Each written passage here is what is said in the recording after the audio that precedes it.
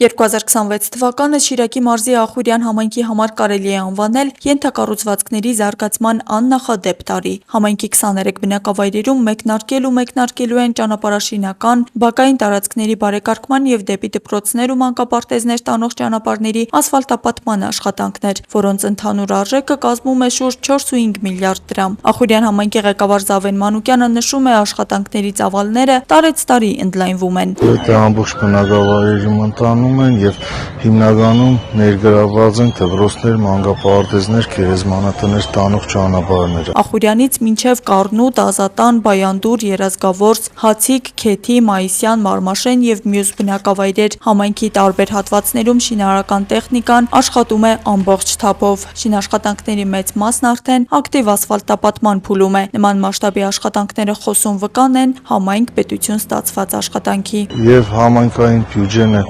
ավելացել դոտացիայի տեսքով, որը ևս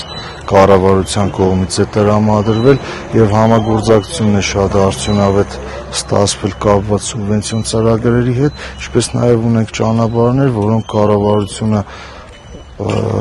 մեր խնդրանքին ընդառաջ գնալով ներառել է հրատապ ծրագրերում և կան ճանապարհներ, որոնք ամբողջությամբ կառուցապատվում են կառավարության միջոցներով։ Այս տարվա ընթացքում նախատեսվում է հիմնանորոգել և ասֆալտապատել շուրջ 28 կիլոմետր ճանապարհ, զգալիորեն բարելավելով համայնքների բնակավայրերի տրանսպորտային հասանելիությունն ու անվտանգությունը։ Զավեն Մանուկյանի խոսքով նման աշխատանքները մեկնարկել են շուրջ 1.5 ամիս առաջ և այժմ արդեն հիմնականում իրականացվում է ասֆալտի շերտի տեղադրումը։ Նրա խոսքով իրականացվող աշխատանքները միայն ճանապարհաշինություն չեն, դրանք փոխում են բնակավայրերի առօրյա կյանքի որակը։ Ճանապարհաշինարարությունը մշտապես է կարևոր և հիմնական այն ճանապարհները, որոնք կառուցում են, կան բնակավայրեր, որոնք երբեք ասֆալտ չի եղել։ Իրականում գյուղերը հիմնականում դուրս են գալիս և ցեխոտ ճանապարհներից և այն ենթակառուցվածքները, որոնք գյուղերը առհասարակ չեն տեսել, այդ ենթակառուցվածքները մտնում են գյուղեր։ Ծրագրերն այսքանով չեն ավարտվելու։ Համայնքի ղեկավարի վստահեցմամբ արդեն նախատեսված են նաև 2026 թվականի հաջորդ փուլերի սուբվենցիոն ծրագրերը, որոնք դեռևս մեկնարկելու են առաջիկայում։ Ախուրյան համայնքում համոզված են զարգացման ներկայիս տեմպերը շարունակական են լինելու, իսկ ենթակառուցվածքների բարելավումը կդառնա համայնքի բոլոր բնակավայրերի համաչափ զարգացման կարևոր նախապայմանը։ Աստղիկ Խաչատրյան, Կարապետ Առաքելյան, այսօր։ Կառավարությունն ընդունել է որոշում, որով լուծվում են կենսաթոշակների և պետական հպաստների բացառապես անկանխիկ եղանակով վճարման գործընթացում ի հայտ եկած գործնական խնդիրները։ Փոփոխություններով նախատեսվում է սոցիալապես խոցելի շահառուների համար բանկային հիմնական ծառայությունները դարձնել առավել հասանելի, դրանք ստանալու հնարավորություն ընձեռելով նաև ծառայության ներկայացուցչի միջոցով։ Միաժամանակ սահմանվում է, որ շահառուն ցանկացած պահի կարող է հրաժարվել այդ տարբերակից և ինքնուրույն օգտվել բանկային ծառայություններից, կնքելով բանկային հաշվի պայմանագիր։ Նախատեսվում է, որ տարեկան շուրջ 15,000-ից 20,000 շահառու ըստ անհրաժեշտության կկարողանա օգտվել այս հնարավորությունից։ Մեկ այլ որոշմամբ հստակեցվում է նաև տեղաշարժման դժվարություններ ունեցող կենսաթոշակառուներին աջակցություն տրամադրելու մեխանիզմները։ Այսուհետ նման անձիկ կարող են ծառայությանը դիմել ոչ միայն անձամբ, այլև գրավոր, բանավոր կամ այլ անձի միջոցով։ Բացի այդ, լիազոր մարմնի ներկայացուցչի աջակցությունից հնարավոր կլինի օգտվել նաև այն դեպքերում, երբ օրենքը պահանջում է դիմումն անձամբ ներկայացնել,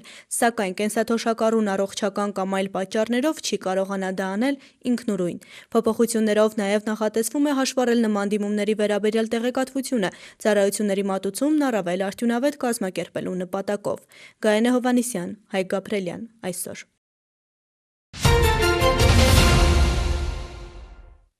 Արմեթ համակարգին ամբողջությամբ ինտեգրվելու ճանապարհին ստոմատոլոգիական ծառայություններ մատուցող հաստատությունները բախվել են մի շարք խոչընդոտների։ Խնդիրներին հասցեական լուծումներ և համակարգը կանոնակարգելու ուղիներ գտնելու նպատակով Ազգային ժողովի առողջապահության հարցերի մշտական հանձնաժողովը նախաձեռնել է աշխատանքային քննարկում։ Առողջապահության նախարարության, պետական եկամուտների կոմիտեի, Արմեթ համակարգի և ստոմատոլոգիական ծառայություններ մատուցող հաստատությունների պատասխանատուների մասնակցությամբ։ Յուրաքանչյուր կլինիկա ունենալով իր մասնագիտական տարբերությունները եւ այլը, նրանք աշխատում են տարբեր արդեն տարիներ կայացած ծրագրերով, որոնք կառավարում են կլինիկան, որը օգնում են անալիզիկա անել, նյութեր ձեռք բերել, հաշվարկել եւ այլ եւ այդ օֆիսների հետ շփվելով միշտ ասել են, որ ուզում ենք Արմեդը ներգրավենք մեր process-ի մեջ, բայց ունենք դժվարություններ։ Ես պիտի խնդրեմ, որ ինչքան հնարավոր է դա այնպես անել, որ այդ ծրագրերը լինեն եւ այդ ծրագրերը կարողանան Արմեդին մի կոչակով անցնեն այնտեղ։ 2017 թվականից արդեն երկրում գործում է Արմեդ համակարգը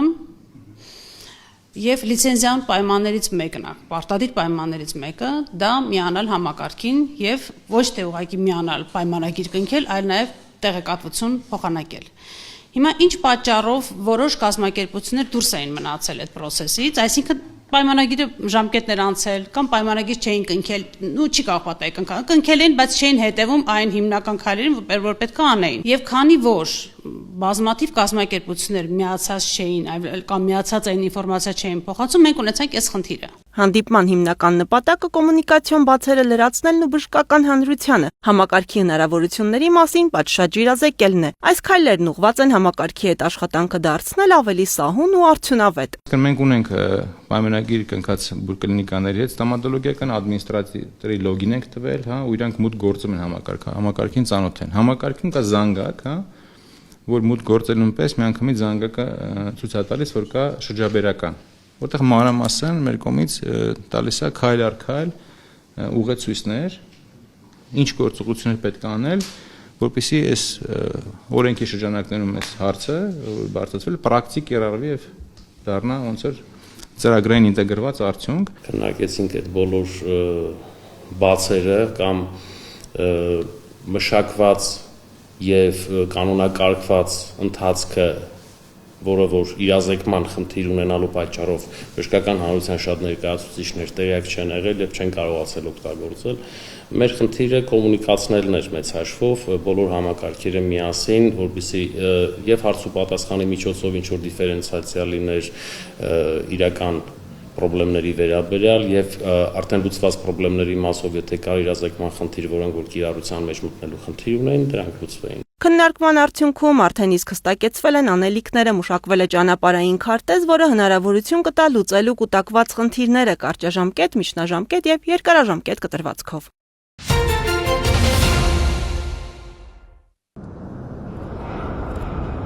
Սկանչելի մանավանդ ոտքերս, որ Հայաստանի մեջ է, այդ ամենալավ զգացումներս է, աս երկիրը պետք է ամեն մի հայի Նախ զգացողություն, ապա գիտակցված ընտրություն։ Հայաստան վերադարձի որոշումը Ռազմիկ Մարտիկյանը կայացրեց 2018-ից հետո, ԱՄՆ-ից տեղափոխվեց Հայաստան։ Իրաք եմ ծնած, Իրաքին կացած եմ Իտալիա, Մուրադաֆալյան վարժարան, Վենետիկ ավարտած ենք, Կանադա, Ամերիկա, եւ այդ երկրներու մեջ բավականին գործունեություններ եմ արել, բիզնեսներ եմ ունեցած եւ առաջ են գնացած, բայց ինչպես մեր նախկին կաթողիկոսներ ասում Գարեգին առաջինը, ես ասում եմ չէ,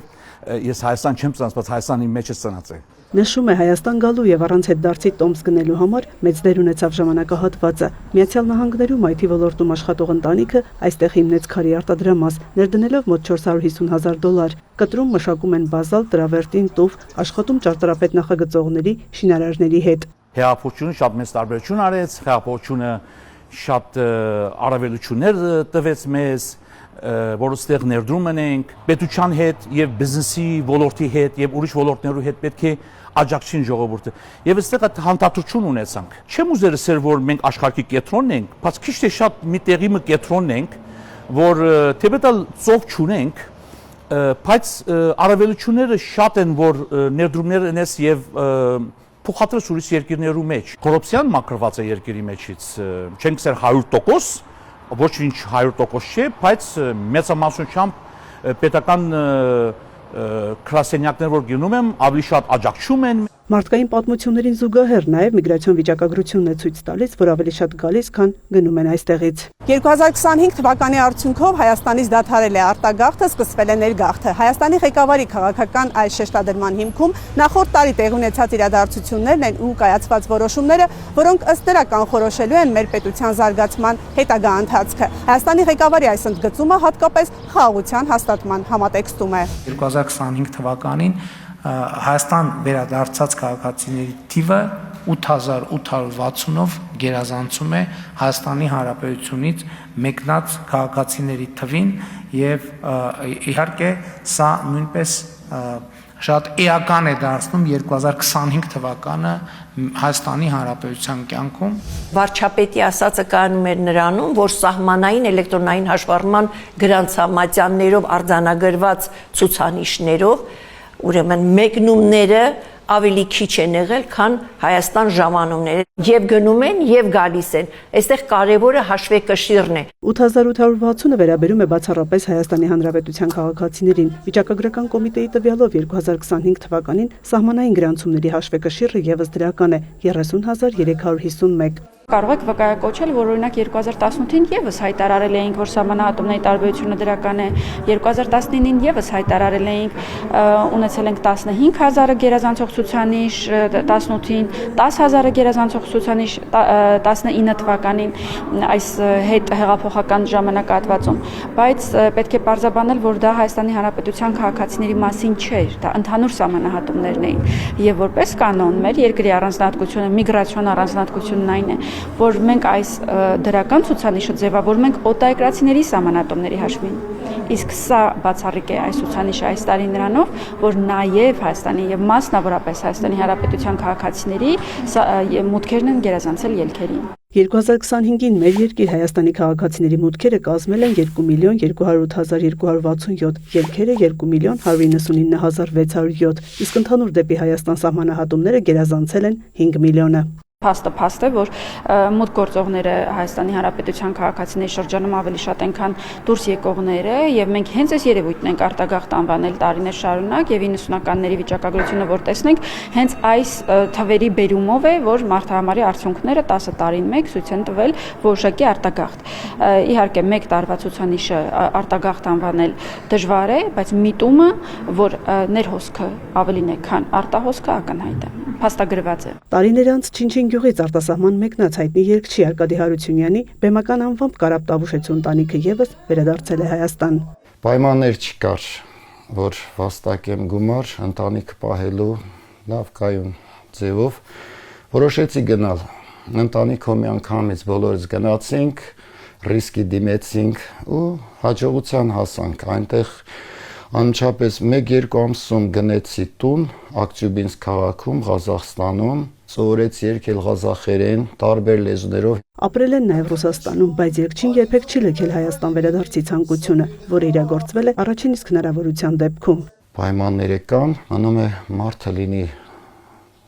աշխատող, մի քանի քայլ առաջ որ մտածում ենք, զգում ենք, որ մեր Հայաստանը շատ արագ տեմպերով պիտի զարգանա։ Օտարությունը ինձ տուն չդարավել, իմ տունը Հայաստանն է, իմ հանգրվանը Հայաստանն է։ Ճանապարհները այնքան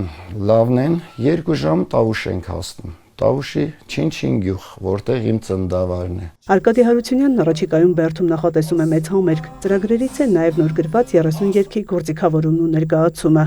Իմ մեղքերը ինձ ոչ ոք չի ներին։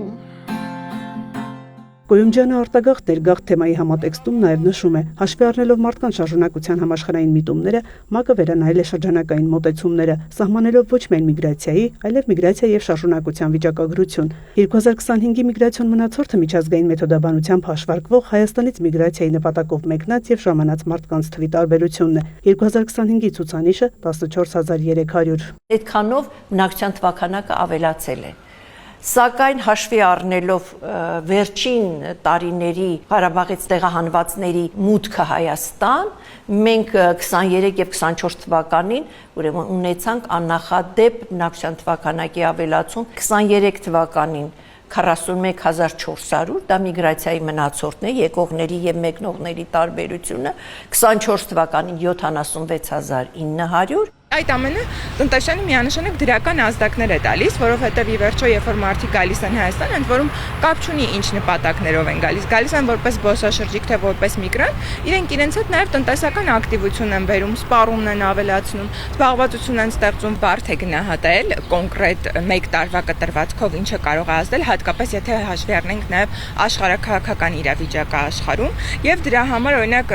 այդ նաև բարդ հանմե խնդիրային համատեքստում, որ այդտեղ մենք դեռ միգրացիայի անկատարության որոշակի խնդիր ունենք, այսինքն օրինակ երբ որ Հայաստան են վերադառնում մարդիկ սահմանային անցակետերում, նրանց հետ այդ հարցումները չի իրականացվում, ինչ նպատակով են վերադարձել կամ ինչ նպատակով են մեկնել երկրից, որովհետեւ մենք էլ կարողանայինք այդ տեղեկատվությունը վերլուծել, բայց ընդհանուր առմամբ կարող ենք արձանագրել, որ Հայաստանում առնվազն տնտեսության իրավիճակի լավացումը բերում է նրան, որ աշխատատեղերի ավելացումը բերում է նրան, որ մարդիկ արդեն սկսում են գերադասել վերադառնալ Հայաստան եւ այստեղ ապրել ու աշխատել։ Իրաքի Բասրա քաղաքի հայկական դպրոցում է Ռազմիկ Մարտիկյանը հայերեն գրել կարդալ սովորել, նաև նոր ջանքերի շնորհիվ հայերենը սերտել գերազանց։ Լավ գիտի նաև հայ գրականություն Սիամանթով Արուժան Չորենց։ Արդյունքը Հայաստան մշտական վերադարձն է։ Առաջիկա անելիքը այստեղ բիզնեսի ընդլայնումը։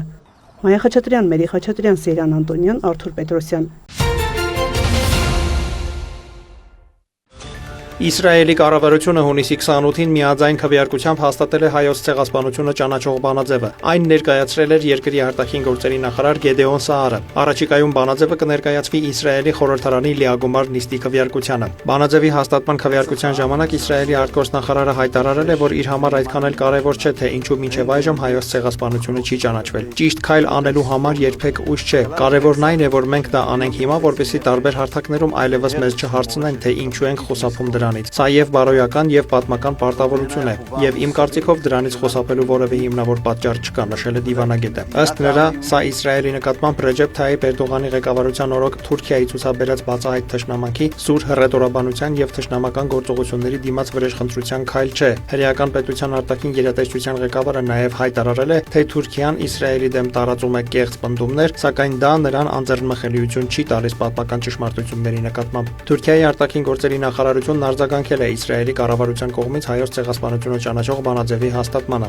Անկարան Թել Ավիվի նման որոշումը բնութագրել է որպես չարամիտ քայլ։ Ամբողջ աշխարհի աչքի առաջ Պաղեստինցի ժողովրդի նկատմամբ համակարգված բռնություններ իրականացնող եւ միջազգային արդարադատության դատարանում Գազայի բնակիչների նկատմամբ ցեղասպանություն իրականացնելու մեղադրանքով քննվող Իսրայելի կառավարությունը 1915 թվականի իրադարձությունների վերաբերյալ ընդունած քաղաքական որոշմամբ նպատակ ունի քողարկել սեփական հանցագործությունները, նշված է հայտարարության մեջ։ Ըստ Թուրքիայի արտաքին գործերի նախարարության ընդունված որոշումը ցույց է տալիս, որ Բենյամին Նեթանյահուի կառավարությունը հայտնվել է ծանր վիճակում։ Թուրքիան շարունակելու է վճռականորեն աշխատել, որպեսզի վերջ դրվի Իսրայելի ծավալապաշտական եւ ապակայունացնող քաղաքականությանը, իսկ Բենյամին Նեթանյահուի կառավարությունը պատասխանատվության ենթարկվի օրենքի առաջ, հատկապես պաղեստինյան ժողովրդի, ինչպես նաեւ խաղաղ բնակչության դեմ կատարված հանցագործությունների համար, նշված է հայտարարության մեջ։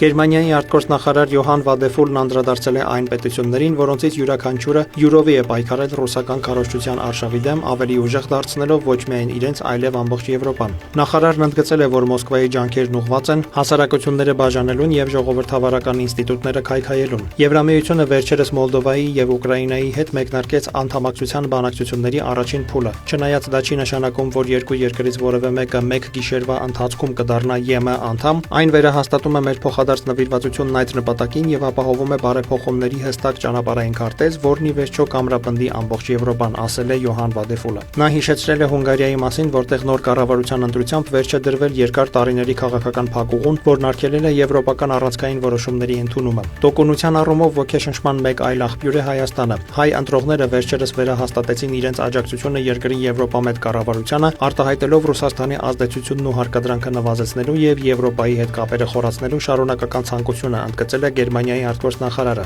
Նրա խոսքով սոցիալական ցանցերում հաճախ կարող է թվալ, թե ռուսական ազդեցությունն ամենուր է, բայց իրական աշխարհն այլ բան է ասում։ Ժամանակ առ ժամանակ մարդիկ տեսնում են Կրեմլի բաժանելու եւ տիրելու փորձերը փոխարենն ընտրելով համագործակցության, ազատության եւ ժողովրդավարության վրա կառուցված ապագան, հայտարարել է դիվանագետը։ Նա նաեւ վստահեցրել է, որ Եվրոպան շարունակում է ուժեղանալ իր մոտիկ եւ հեռու գործընկերների հետ։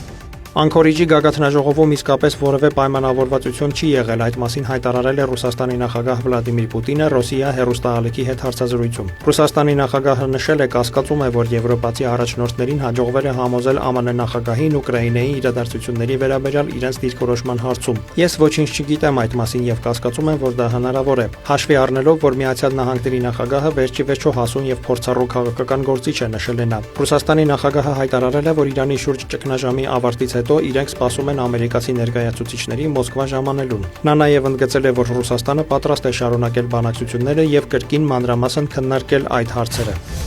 Իսլամական հեղափոխության պահապանների կորպուսը հայտարարել է, որ ավելի խիստ միջոցներ կձեռնարկի Հորմուզի նեղուցում կանոնները խախտող նավերի դեմ։ Ավելի վաղ ամերիկյան ուժերը հարվածներ էին հասցրել իրանական առափնյա ռազմական ենթակառուցվածքներին Իսլամական Հանրապետության ռազմածովային ուժերի գործողություններին հակազդելու նպատակով։ Ի պատասխան ԻՀՊԿ ռազմածովային եւ ավիատիեզերական ստորաբաժանումները բալիստիկ հրթիռներ եւ անօդաչու թռչող սարքեր են արձակել Քուվեյթում եւ Բահրեյնում գտնվող Միացյալ Նահանգների 8 ռազմական օբյեկտի ուղղությամբ։ Իսլամական հեղափոխության պահապանների կորպուսը հիշեցրել է, որ Իսլամաբադի հուշագրի համաձայն Իրանն է պատասխանատու Հորմուզի նեղուցում նավերի անցման մոնիտորինգի համար։ Կորպուսը վստահեցրել է, այսուհետ սահմանված կարգը խախտող նավերի նկատմամբ կկիրառվեն ավելի վճռական գործողություններ, քան նախկինում։ Դավիթ Մուրադյան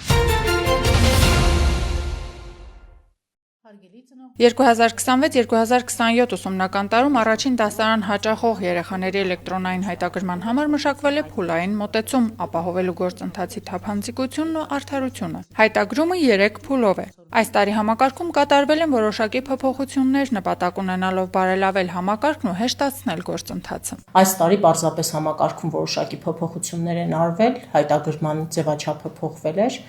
ինչի համար նախապես բոլոր հարթակներով եւ ԿԳՄՍ նախարարությունը եւ մենք տեղեկատվությունը փորձել ենք փոխանցել շահագրգիռ անձանց, այդ թվում նաեւ մեր դպրոց հաճախել պատրաստվող երեխաների ծնողներին։ Մեր սոցկայքերում, բոլոր հարթակներում տեղեկատվությունը տեղադրված է եղել, բոլոր ամսաթվերը նշված են եղել եւ այս տարի առաջին դասանցների հայտագրումը մեկնարկել է հունիսի 23-ին առավոտյան ժամը 9-ին։ Միաժամանակ մեծ թվով օգտատերերի մուտք գործելու արդյունքում համակարգը կարող է ծանրաբեռնվել եւ վատ աշխատել։ Տիչինայի անվան թիվ 20 դպրոցում տեղերը շատ արագ սպառվել են եւ դա ոչ միայն քաղաքի կենտրոնական մասում գտնվելու, այլև բարի համբավի շնորհիվ է, ասում են այստեղ։ Առաջին դասարանի համար այս դպրոցում հատկացված էր 41 տեղ, որից 19-ը առաջնահերթություն ունեցող երեխաներն էին զբաղեցրել։ Շատ արագ, արդեն որի-որ տարին է հայտագրման ընթացքում մեր դպրոցում սահմանային տեղերը սպառվում էին։ Առաջին մի քանի րոպեներին հենց համակարգը գործարկվում է, այդ մի քանի տեղը սպառվում է, բայց վստահեցնում եմ ձեզ, որ դիմողները եւ ցանկություն հայտնողները շատ ավելի շատ են եղել։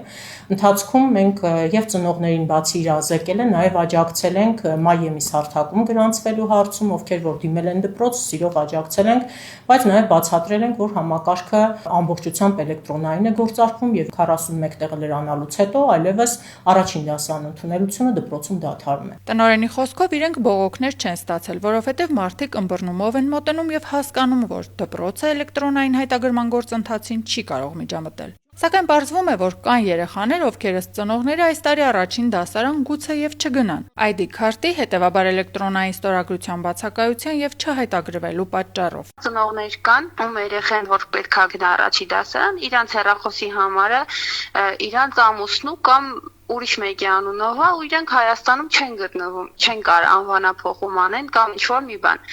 Ասում են, որ պետք է հանեք պարտադիր այդ պլաստիկ քարտերը, որ կարողանանք մենք այդ էլեկտրոնային ստորագրությունը տանք։ Ես գնացել եմ դպրոց, ովքեր որ այդ փաստաթղթերը ընդունում են, իրան տեղյակ են, բայց որ ունեմ խնդիր անձնագրի հետ կապված, որ նոր պետք է հանեմ, այսինքն դիմումներ տվել եմ անձնագիր ստանալու համար, բայց ամսի 6-ից հետո նոր պետք է վերցնեմ անձնագիրը ու արդեն ուշ ալինում ժամանակը չի հերիքում, որ ունենամ ուրիշ հեռախոսի համար ու արդեն իսկ էլեկտրոնային ստորագրություն։ Անցել արդեն երևի 10 օր, որ ես տեղյակ եմ պահել, որ չունեն ոչ մի բան ու երեխու տվյալները չկա ընդհանրապես գրանցած, իրանք ոչ մի տեսակ արձագանք ձեռ չեն տվել ու դպրոցից չեն զանգել, ասել ինչի համար այս բանը չկա։ Քրոջից միջոցով ստուգել են երեխու տվյալները,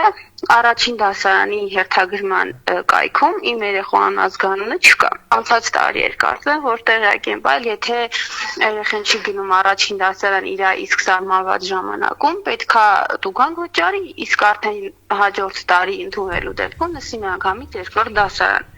ինչը արդեն հնարավոր չի լինի։ Լիլիթի ու շատ այլ ծնողների համար այս համակարգն ու փուլերով անցնելը շատ բարդ գործընթաց է։ Ամեն անգամ ծնողը երեխային դպրոցում գրանցելիս զբաղվում է նույն խնդիրներին։ Ստացվում է հավասար կրթության ձգտումը անհավասար պայմաններ է առաջ բերել։ Համակարգը ներդնելուց հետո բողոքների արդյունքում որոշակի փոփոխություններ են կատարվել, սակայն խնդիրներ եւ բացեր դեռևս կան, ասում է կրթության փորձագետ Արեգ Մարտիրոսյանը։ Խնդիրը դեռ առկա է,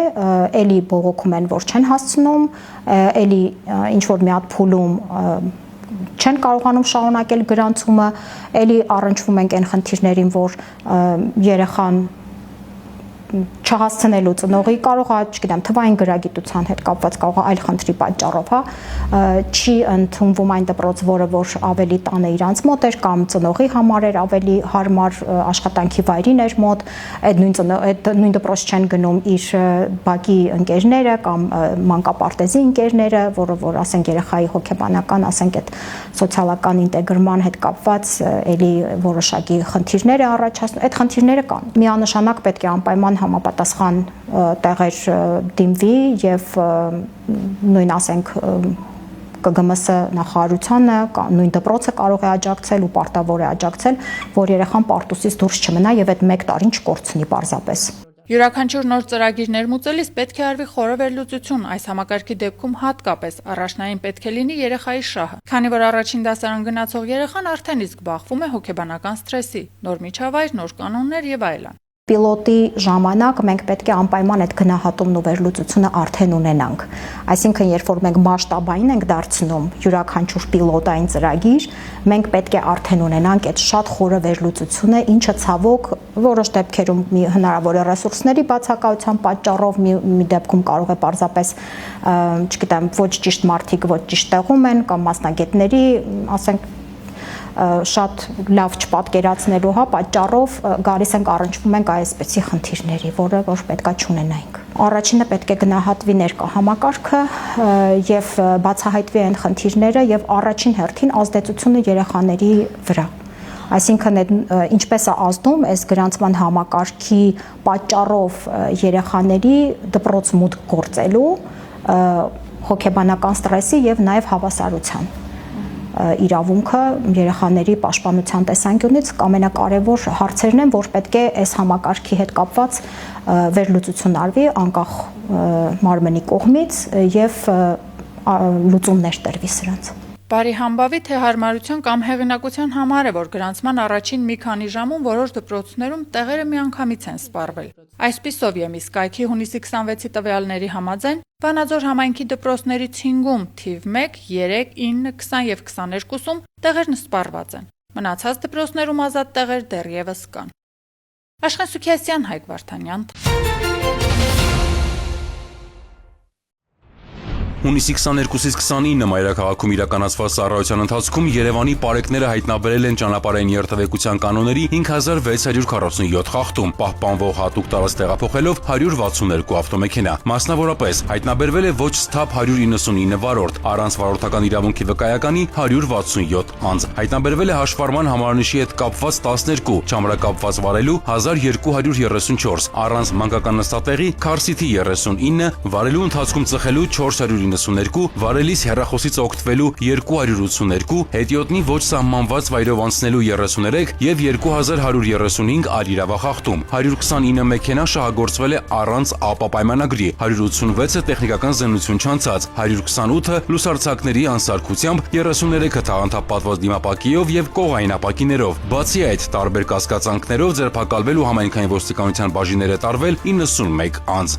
Նույն ժամանակահատվածում մարզերում պարեկները հայտնաբերել են ճանապարհային երթևեկության կանոնների 21168 խախտում, պահպանվող հատուկ տարածքներ տեղափոխելով 334 տրանսպորտային միջոց։ Հայտնաբերվել է ոչ սթափ 276 վարորդ, առանց վարորդական իրավունքի վկայականի 409 անձ։ Հայտնաբերվել է նաև հաշվառման համարանիշի հետ կապված 71, չամրակապված վարելու 5557, առանց մանկական նստատեղի Քարսիթի 435, վարելու ընթացքում ծխելու 744, վարելիս հեռախոսից օգտվելու 797, հետիոտնի ոչ սահմանված վայրով անցնելու 207, արագության գերազանցման 3639 եւ 6598 այլ իրավախախտում։ 305 ավտոմեքենա շահագործվել է առանց ԱՊԱ պայմանագրի, 796-ը տեխնիկական զննություն չանցած, 1208-ը լուսարձակների անսարքությամբ, 205-ը թաղանթապատված դիմապակիով եւ կողային ապակիներով, 21 վարորդ տուգանվել է վարելիս նվագարկչի ստանդարտին չհամապատասխանող լրացուցիչ ուժեղացուցիչներ օգտագործելու համար։ Բացի այդ, տարբեր կասկածանքով ձերբակալվել ու համայնքային ոստիկանության տարածքային բաժինները տարվել 41